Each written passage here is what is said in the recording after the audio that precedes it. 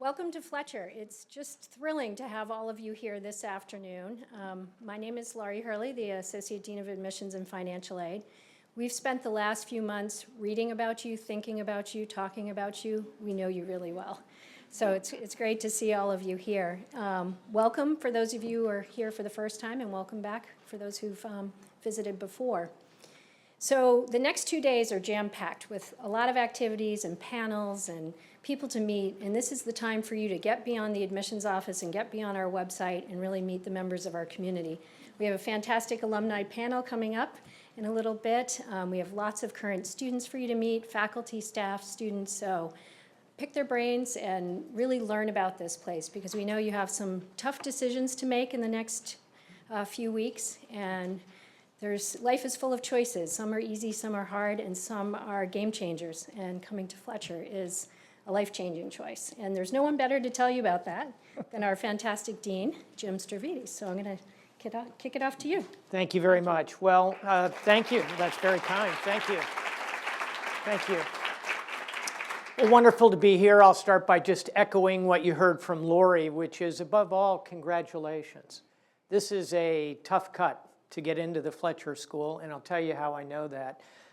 As some of you may or may not know, I'm not only the current dean, I'm an alumni of the Fletcher School. So I sat literally where you're sitting in 1981 as I kind of weighed my choices between a bunch of different terrific schools, like I'm sure many of you are weighing.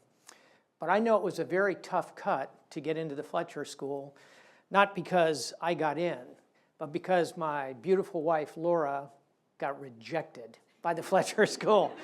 Right, and that was tough on us as a family, and I'll never forget. This was well before Lori Hurley's time. Lori was like negative 10 years old at that time.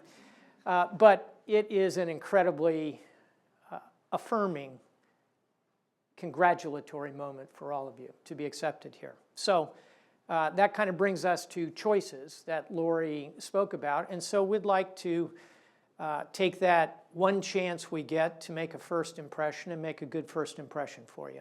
We're going to do that over the next couple of days. And again, thank you for trekking up here to Boston. I'm sure many of you were looking at the weather reports yesterday. It didn't actually snow here yesterday at all. Today, typical winter's day out there. Well, Lori said that we know a lot about you, but you don't know a lot about us at this point, perhaps. So I'm going to start by just introducing myself because I very much see myself as part of this community. And it is not only because, as I mentioned, I'm the dean, but because A, I'm a very proud alum of the school, and B, in the course of my long and misspent youth in the military, in the Navy, I learned that to be a good leader is to be in and among the people that you esteem the most. So if you come to Fletcher, you will see the dean. You will have access to the dean. You will have the benefit of what I have to offer in terms of wisdom and mentorship. And I guarantee that. It's a fundamental aspect of being a student here. So who the heck am I? If you look up there, you see a palm tree. I put that there because I'm a native Floridian. I'm really proud of that. My beautiful wife, Laura, who didn't get into Fletcher, but did get into BU and got her master's and PhD over there, is also a native Floridian. So I often ask myself, what the heck am I doing in Boston? And it's a true sign of my dedication to this school that I continue to be here. You see a couple of flags here that you don't always associate with each other. One is Greece and one is Turkey. I put them there because my ethnic background is Greek. I'm Greek American, and I came from a Greek family that actually were citizens of the Ottoman Empire.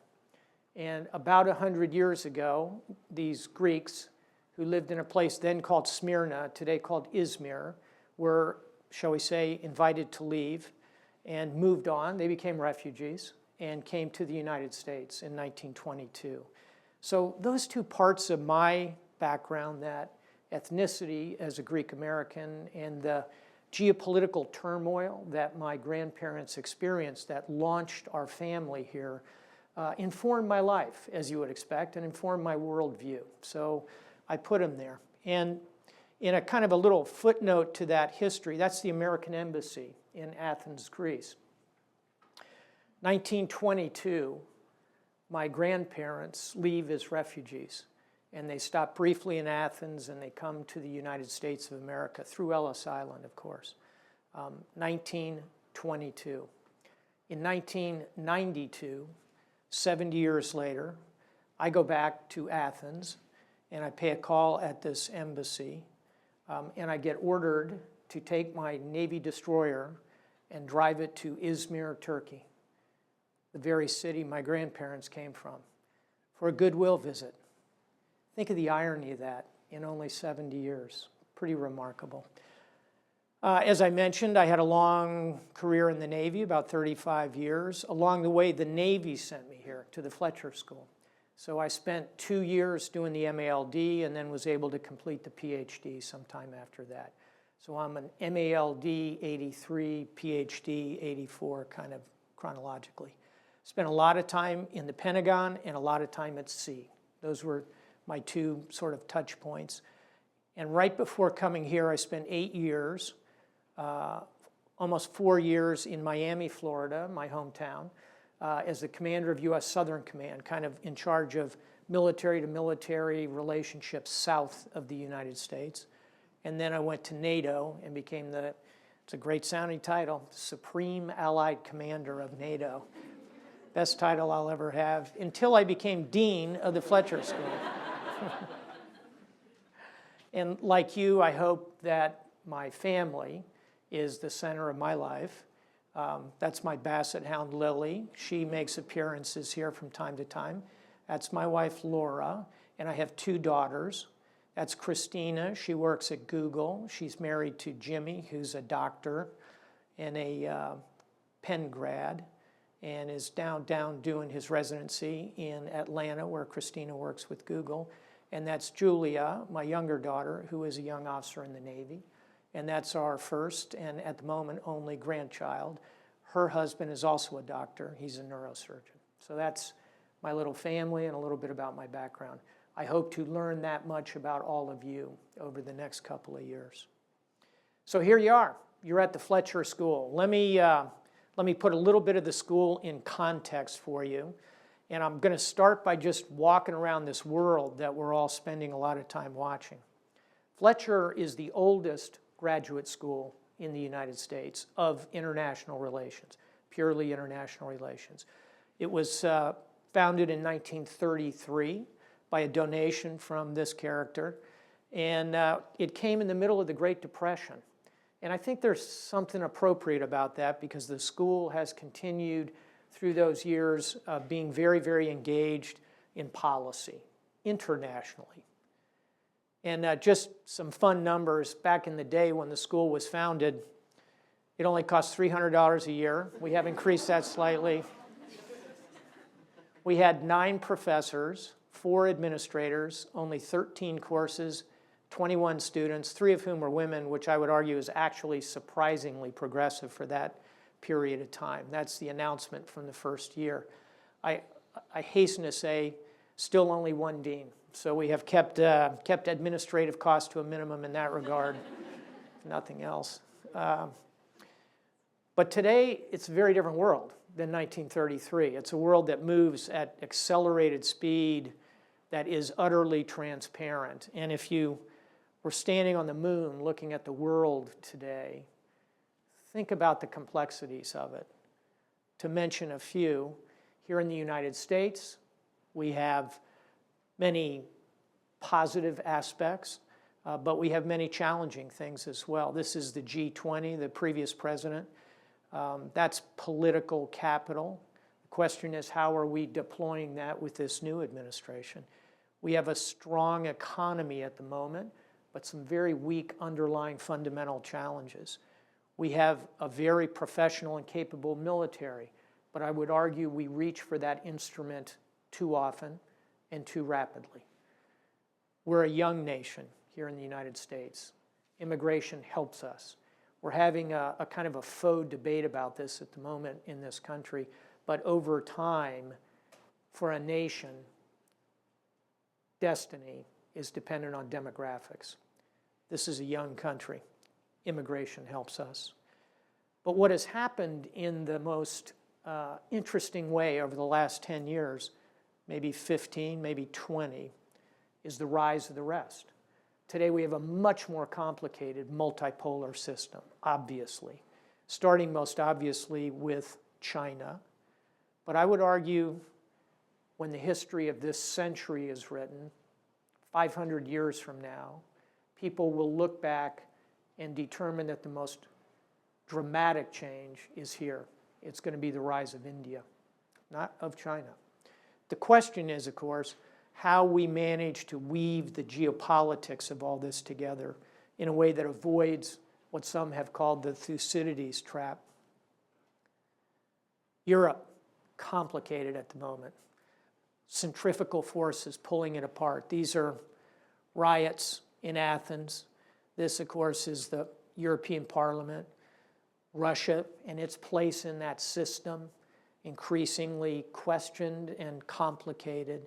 So for the United States, looking across the Atlantic at what should be our greatest pool of partners, we see anxiety and difficulty and stress, and a big year coming up in terms of elections, first in France and then, of course, in Germany.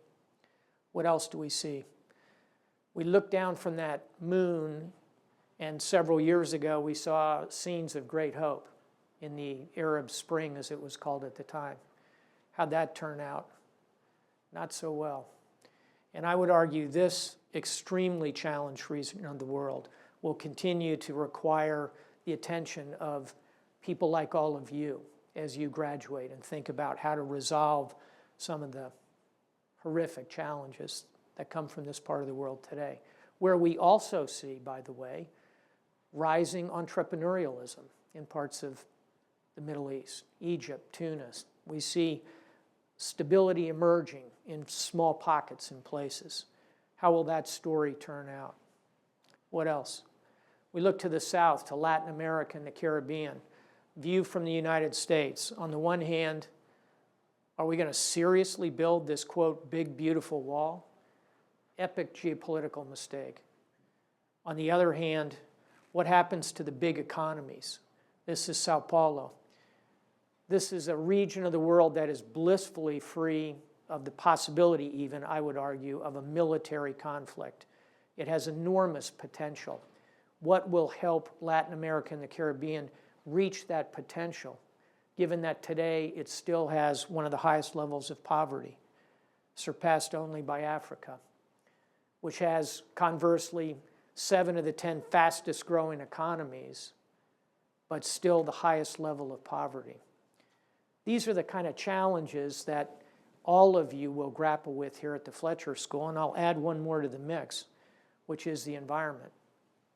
As I look at the Trump administration, there's a lot to worry about, but the number one thing on my worry list with the Trump administration is the idea that we would walk away from a global, collective approach to solving these kind of challenges.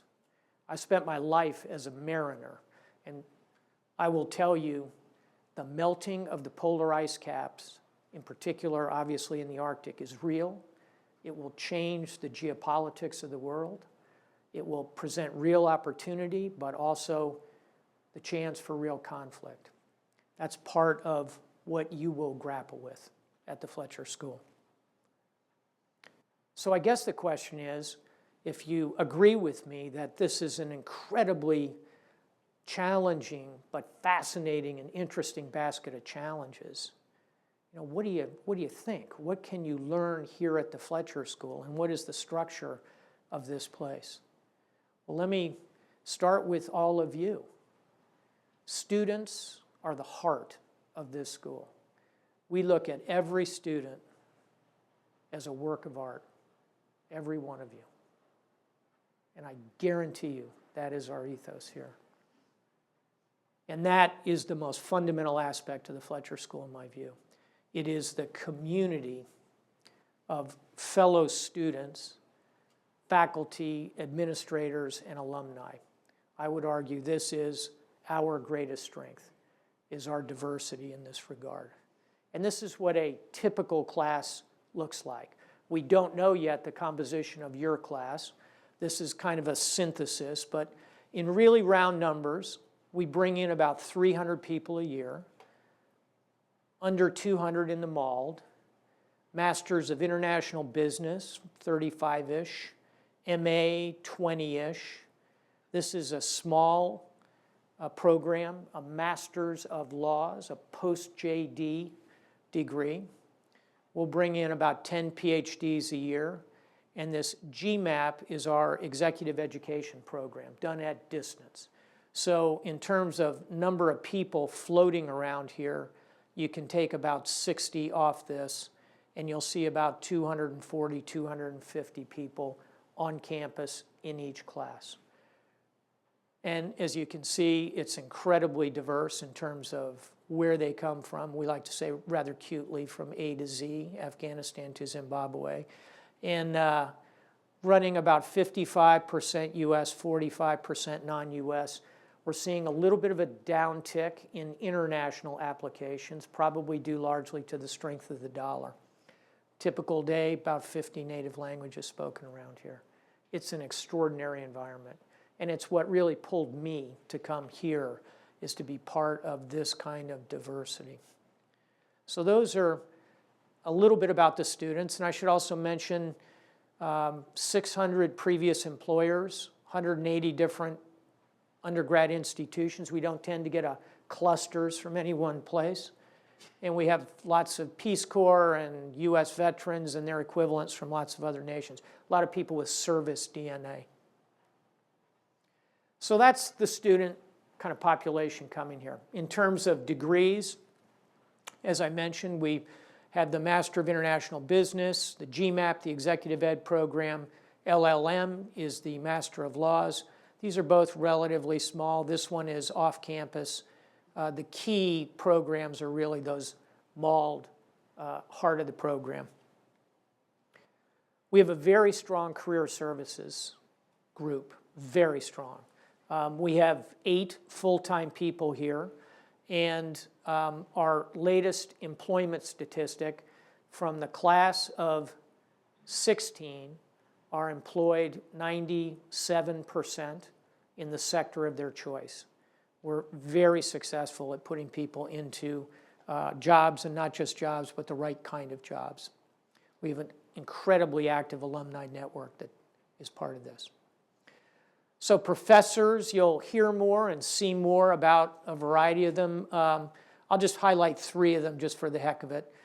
Dan Dresner is a very, very well-regarded political scientist, frequent blogger, tens of thousands of followers on Twitter, interesting, exciting, eclectic, international political analyst.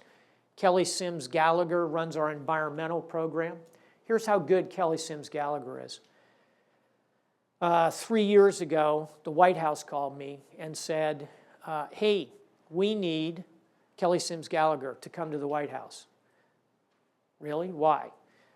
They wanted her to come and be the lead negotiator for COP21, the big environmental treaty. She was asked to negotiate the emission control agreement between the United States and China, the absolute heart of that treaty that had to get done. Initially, I said to her, I called Kelly in and said, hey, they really want you. Initially, I said, don't do it. You know, it's just not going to be successful. You won't get this done. It's the end of an administration. You'll spin your wheels. You'll be really frustrated. She said, thanks for the advice, Dean. I think I'll go to Washington. And she did, and she just knocked the ball out of the park. She didn't knock the ball out of the park. She exploded the ball. That emissions control agreement is the centerpiece of COP21. It was done in December of 15. Hopefully, we won't see that undone. But if we do, we'll go back and fix it and renegotiate it. It will get done. And her work, I would argue, would be a legacy piece. She's fluent in Mandarin, by the way, and an expert on clean energy in China. And this is Michael Klein, who teaches international economics. He is a political economist. He is so good that he was pulled into the last administration for 2 years at Department of Treasury to be in charge of international relations for the Department of the Treasury. I'll just close on this just because she's so interesting. This is Jenny Aker, who is a, not only, oh, by the way, Kelly is a Fletcher PhD. Jenny Aker is a Fletcher MALD, PhD from Stanford. And Jenny is an expert, as you can tell, on, this is West Africa, low income, cell phone technology, how that can change the microeconomics of a region. So an incredibly good cast of characters teaching you. Lots of good books coming out by all of them. This is Kelly's book. This is by Sulman Khan about Tibet. This is Michael Glennon's book on double government. This is a book I just published called The Leader's Bookshelf. I'm doing a book talk on it in a couple of weeks. And it's a book about the 50 books that make you a better leader, almost all of which are novels, plays, poetry, memoir, history. None of them are actual history books. So we have a faculty that is doing a lot of real-world engagement as well as doing a great deal of publishing on all the right things. We get great speakers here. This obviously is Ariana Huffington. She was our graduation speaker last year. Earlier this year, we had Secretary Kerry, who's a great friend of the Fletcher School. This spring, this is Richard Engel, the NBC foreign correspondent, probably the top international journalist, television these days. He's our graduation speaker this year. So terrific speakers. We also do something I think is kind of fun, which is called Fletcher Reads. This is where we buy 300 copies of a book. We give everybody a copy of the book. Then we bring the author in and ask him or her to speak about the book, do a book signing. It's a lot of fun. This is Christopher Buckley. You may have seen the movie Thank You for Smoking. That's probably his most well-known novel. He's a satirist, and he's written a book here, The Relic Master. Hardly a comic-sounding scenario, but it's about the wars of the Reformation and the tension in Europe in the 1500s. And somehow he pulls it together as a work of geopolitics, religion, and satire. It's a brilliant book, just an example of the kind of programming we put on. Our alums are out there in the world doing some pretty incredible things. Again, just to pick a few, this is Juan Manuel Santos, just won the Nobel Peace Prize for negotiating the conclusion of the insurrection of the FARC.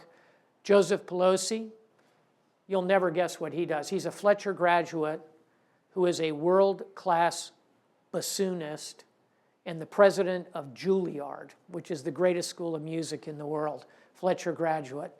Roberta Jacobson, current U.S. ambassador to Mexico, our largest and probably most sensitive embassy in a lot of ways. General Joe Dunford, 4-star Marine general. He's the chairman of the Joint Chiefs of Staff of the U.S., Fletcher graduate. #1 in his class here, by the way. Farah Pandith, ambassador to the Islamic world, working for Secretary Clinton. So I could have pulled 1,000. If you have time over the next couple of days, we have some wonderful little photographs and storylines about graduates kind of along the main concourse down here on either side of the Hall of Flags. We also have, and I'm very proud of this aspect of Fletcher, we have terrific relationships with other schools. I'm sure you all know this, but registered here as a Fletcher student, you can cross-register at any of the, for example, Harvard or MIT graduate schools.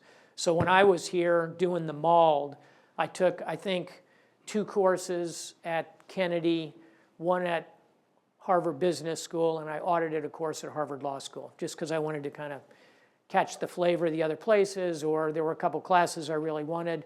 So these kind of relationships are very powerful for us, particularly here in town, but also internationally. And we can tailor programs for you should you want to do a kind of a joint degree, a dual degree in a couple of different places. We also have some terrific new faculty just arriving that I want to highlight for you because I think they're quite good. This is Michelle Malvesti. She is a Fletcher PhD. She is coming off 5 years at the National Security Council. She's an expert on the role of women in security studies. This is Kimberly Tyden. Kimberly is an expert on gender and its impact in violent insurrections in Latin America and Central America. She's written a couple of extraordinary books, heartbreaking, hard to read, but a real expert on gender and conflict. Paul Berkman is an expert on the Arctic and science diplomacy and how diplomacy can help unlock the challenges that we all think are coming in the high north. We also do a lot of conferences here. You'll hear more about that. 3 I pulled out from the last year. We had General Keith Alexander, who headed the National Security Agency, here to speak at our political risk conference. We did a big conference on the Arctic, which Professor Berkman put together. We do a big conference every year on Africa, for example.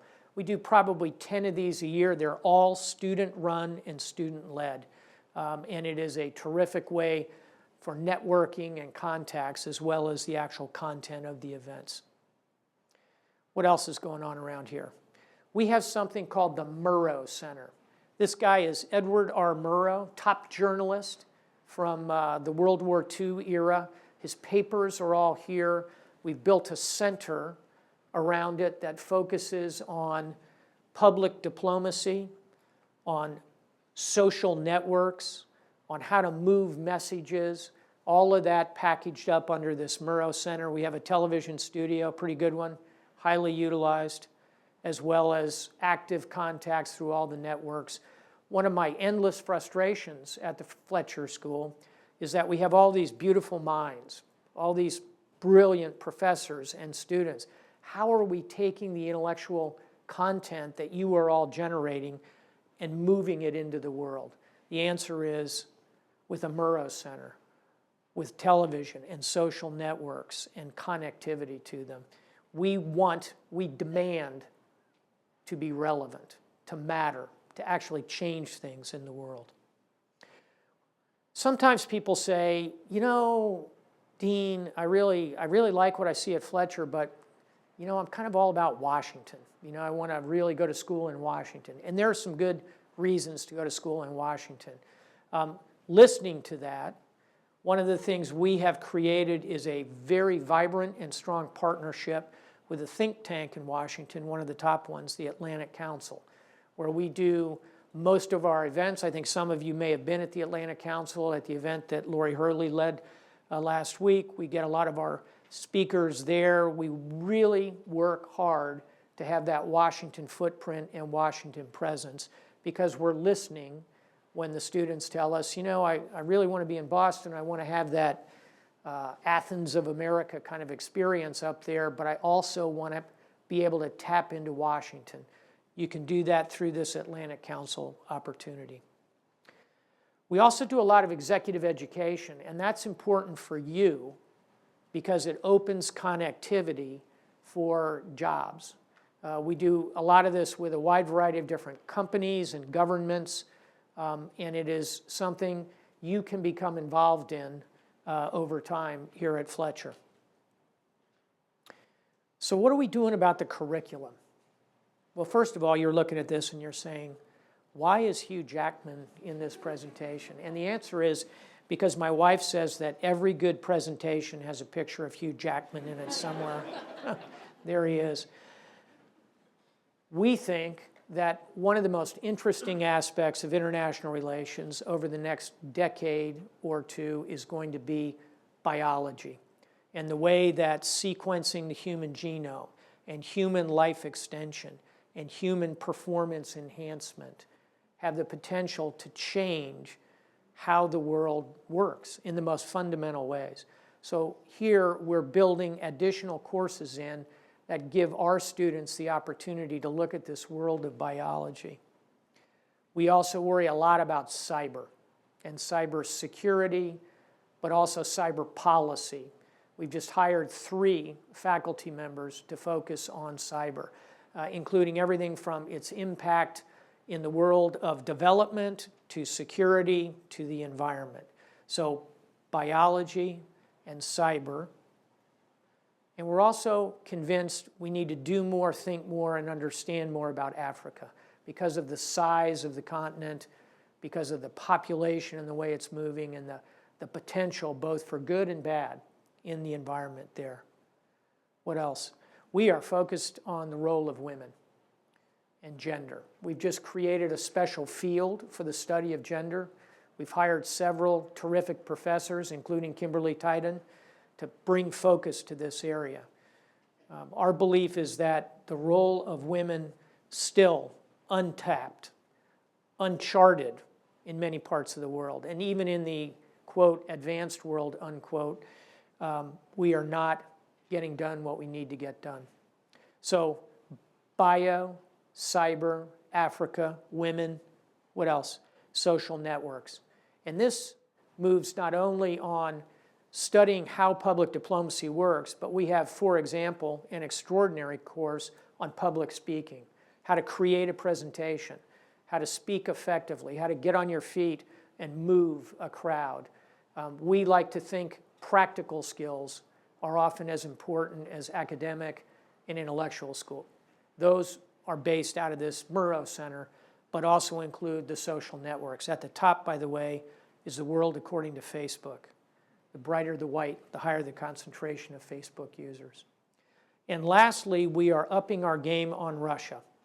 If you think back to those long ago years of 1990, when the world looked like it was going to kind of feather in Russia, it has not turned out that way.